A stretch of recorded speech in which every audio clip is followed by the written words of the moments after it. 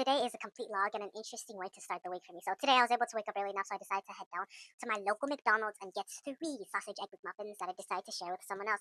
I don't like their muffins because it's a little soft, so I replaced them with whole flour muffins and shared them. I don't like their muffins because of their taste and how they are. So it's already a little bit of a breakfast despite it being shared. So I ate about like 50 grams of carbohydrates. Should be about around like 40, 20, 30 grams of protein for breakfast, and it's pretty good. Good source of fiber too, and whole flour bread already contains plenty of B vitamins and antioxidants, so I get that benefit. Enough of the details. Unfortunately, I wanted to go to school early, but my mom decided to shower, which took away all of that time I need to go to school early, so that kind of sucks. Tomorrow, I'm gonna push even harder to my mom to make her take me earlier.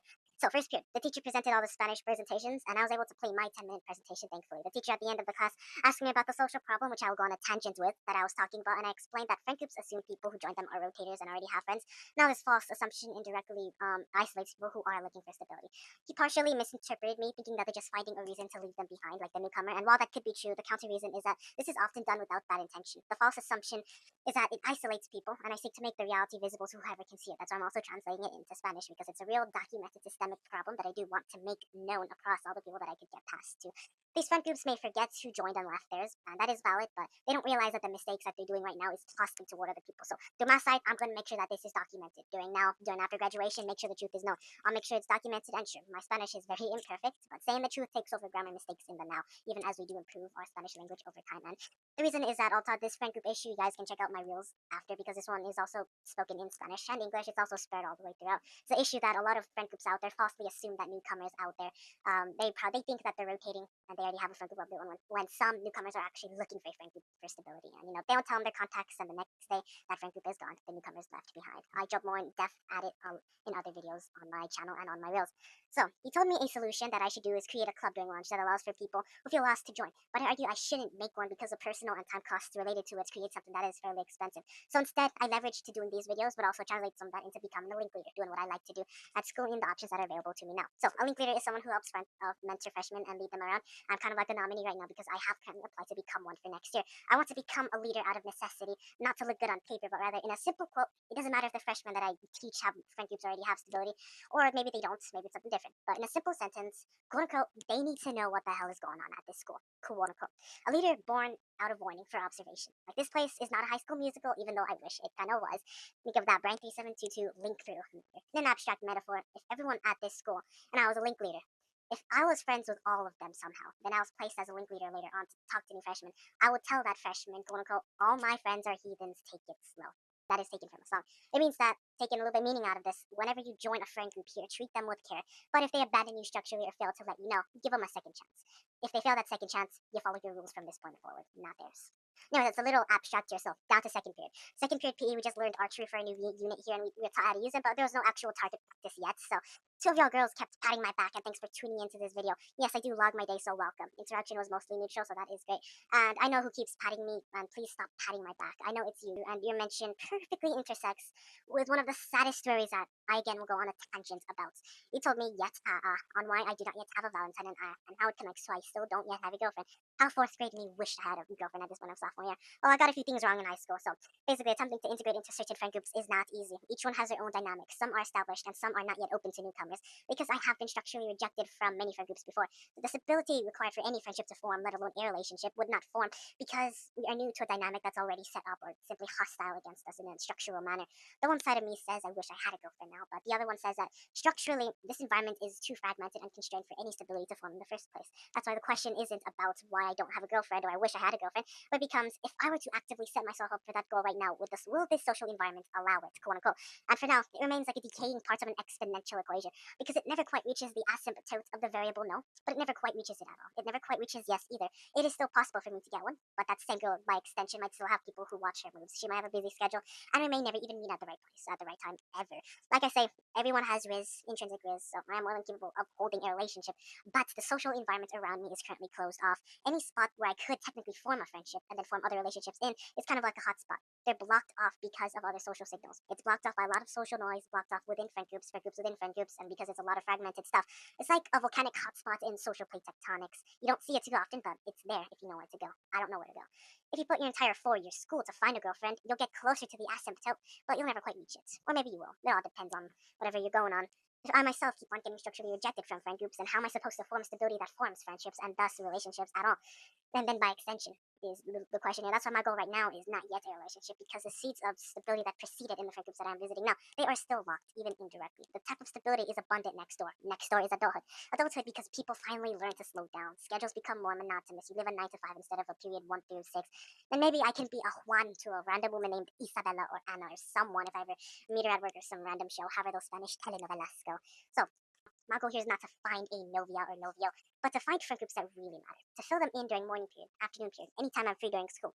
I mean, I won't give up, but I'm not going to put all my effort in one single basket. So, rest of the period, we practiced using bows, but no target practice. Credit to the 2 girls I spoke to. Anyways, period 3. Worked on a gizmo recording sunlight angles and it went mostly well, except I wasn't able to finish it in class sadly. I saw more 6-7 stuff in the questions.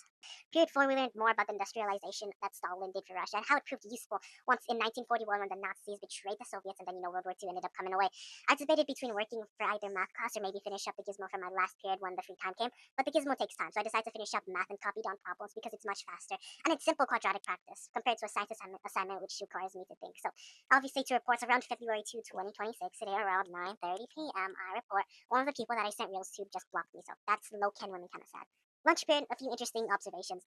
So my friend group decided to sit down somewhere else, side by side, 3 by 3, facing another group. Since I was not in front, but in the back, I was left out mostly to look around since I was sitting on the edge. I observed that, wow, social plate tectonics itself is happening in real time. There's people moving around, it shifts every day. I kind of call this, quote-unquote, cafeteria plates, people convergence boundary, because symbolically, the cafeteria itself subducts under the pressure of people and rotators and creates new places, new friend groups, new people every day. But then again, it also shows if I were to join a friend group within here and they don't tell me where they are the next day, they're gonna structurally leave me out, like some friend groups I've been in before. So one day they're there, the next day they aren't because they didn't tell me. I feel like someone from National Geographic making some first-hand record of these events happening. But I record the experience because this becomes social history one day after graduation and as you become adults. But think of it like capturing your formal years in a simple way, or simply how things happen around you. It's a sad observation because, I don't want to be abandoned because future friend groups wouldn't hate me, but they just fail to tell me where they're going. And me having to look around. I was able to hit another slow prong conversation with 2 random girls this time, and I was pretty distracted with all the social stuff going on around me. One was working, the other one was a table down. I didn't have water, so I depended on the milk and juice the cafeteria had. I tried to go after lunch ended, but they didn't have any, sadly. So, jumping to 5th period, another new no reading assignment, and I read through pages 32 through 47 of Lord of the Flies. I find it interesting because Piggy with his specs glasses with the conch was arguing about why the boys shouldn't do this or that. And my prediction later is that I think the boys will do something stupid or find some sort of mishap and miss out on something that Piggy said. Maybe Piggy was smart. And again, I bet 67 cents the teacher that there's going to be late students, and I dropped in the tip jar she has, and there were late students again. Obviously, the boys are crazy today, but nothing else to mention that much. Having to read over through the pages reading them was pain because it was more of endurance because I did zone out multiple times as she used a little computer reader, not like popcorn reading. So 6th period, the teacher taught us quadratics and a quick recap on the quiz. I'm beginning to realize that she don't use the math workbook as strictly as my last year's teacher in freshman year, so that's great. We're still in the process of learning quadratic formula, so right now it's just easy practice for me. I was able to finish off the rest of the homework and the teacher assigned, thankfully. I added the discriminative value plus decimal values for non-terminating x plus. Later on in free time before class ended, the teacher said something about a love note that was dropped, and she recommended people to keep these types of things secret in their backpack. One of the students asked for her to read it, but she didn't. She said it was apparently juicy, and I was like, tell me more, but she didn't really nudge.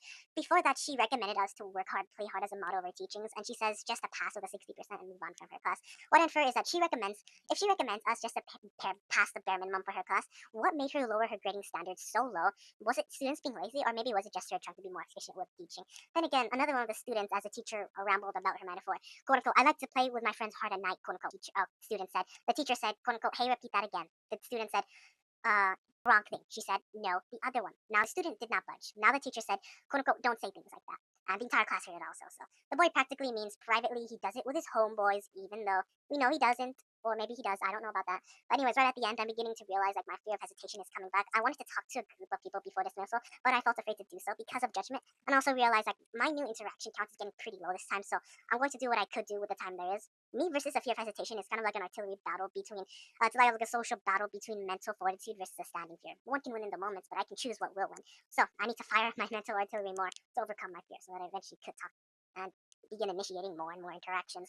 Later on, I went home. I made sure to tell the senior girl I used to talk to in the afternoon that I'm getting busy with life. Now, later on at the end, I decided to get a burrito to end the day off since today they did offer free drinks. I don't like enriched flour tortillas, so I simply transferred all of the meat to 3 whole grain flour taco tortillas, plus 1 little whole grain English muffin as a dinner roll, and 2 servings of carrots. Let's say that this is healthy, but we kind of made our metabolism a little bit busy. I consumed a very high amount of insoluble fiber today since this morning I already consumed plenty of whole grains. Bonus effect is that I do reduce the risk of colon cancer over time during my life should I keep consuming these whole flour breads. I recommend that you guys too, especially when when it comes to fast food, replacing your bread with whole grains. Anyways, and yeah, it's already 10 p.m., so I'm posting this for my script. So one funny joke that one of my friends relayed from another person from their science and biology class is that, again, typically like friend groups of boys, one made a nice cringe joke about olives. So here it is. Quote unquote, knock knock, who's there? Quote unquote, olive, they say. Quote unquote, olive who? Quote unquote, olive you so much. Ja ja ja ha ha ha. The joke is so funny, chat, but it's me. So this would be like a tag along joke with this video. I hope you guys will probably not like this, but like, well, it's there. Okay, bye bye.